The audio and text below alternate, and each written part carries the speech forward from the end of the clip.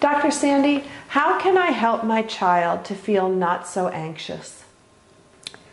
So we first really need to understand this word anxious and anxiety. And we need to ask ourselves, where does it come from? Because in actual fact, the truth is, that there is no test. There's no blood test. There's no way to test for anxiety. So it's a word that someone has created that we now use very loosely. And for me, anxiety is a child who is not feeling comfortable in his or her own skin. So what is the underlying root cause of that? Why would a child not feel comfortable with who he or she is? And basically the answer to that is it's because the child does not feel that he or she is enough, does not feel worthy. So we have to deal with the underlying root cause, which is a sense of not enoughness.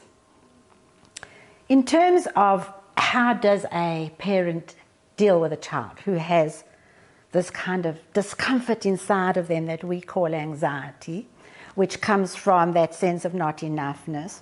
Well, first of all, the very most important thing to do is to realize you cannot talk your child out of being anxious. You cannot convince your child that he or she does not have to be anxious. There's nothing to be anxious about because they're so wonderful and everything is going to be so fun. You can't convince them to give up their anxiety. In fact, the more you try to talk to them about it, the more anxiety you will create because you're creating stress. So we have to realize, number one, that we can't fix them through talking about it. In fact, I would so recommend that we do not focus on the word anxiety, we don't use it, and we don't focus on that behavior. So what do we focus on instead?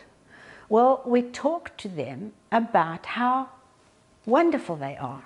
We look for the aspects of their being that makes them so special, so unique, so different, so talented, and it has to be authentic. We have to see those characteristics being displayed, and then every time we see the child displaying a particular characteristic that is wonderful and that is unique to them, we talk about it. So it may sound like something like, David, you are such a kind person.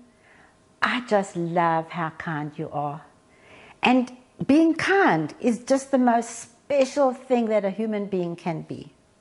People will always want to be around you because you're so kind. I'm just so lucky to have such a kind son. So now what are we doing? Is we are strengthening the child from the inside, because essentially the anxious child is feeling afraid that they do not have the resources to deal with the expectations and the pressures that the world is putting upon them. And then there is one final but hugely important piece to this, and that is we have to know that anxious moms and anxious dads create anxious children who find it very difficult to give up on their anxiety, because anxiety is very contagious. So we need to look at our own anxiety, and as parents we need to find the tools to be calm, to be serene, truly, no faking, because you cannot fake it with children, just to truly find that centered, calm place inside of us.